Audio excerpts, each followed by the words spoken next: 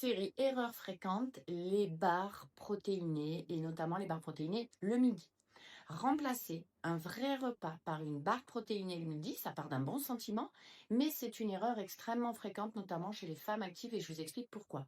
Sur le papier, ces produits semblent pratiques, rapides et rassurants puisqu'on apporte des protéines. Mais lorsque l'on regarde leur composition, on retrouve très souvent des polyols comme le sorbitol, le maltitol ou le xylitol.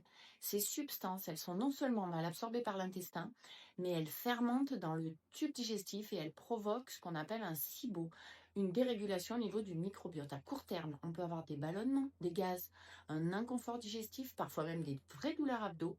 Mais le problème réel, il est plus profond. Ces fermentations répétées, elles modifient vraiment l'équilibre du microbiote intestinal.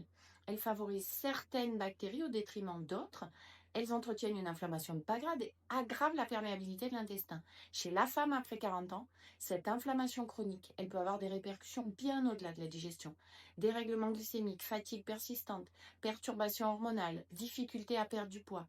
Un repas du midi, ça doit apporter des protéines complètes, vraies, saines et naturelles, des fibres, des micronutriments et surtout une vraie satiété. Ça doit nourrir l'organisme, pas seulement donner l'illusion d'un contrôle calorique.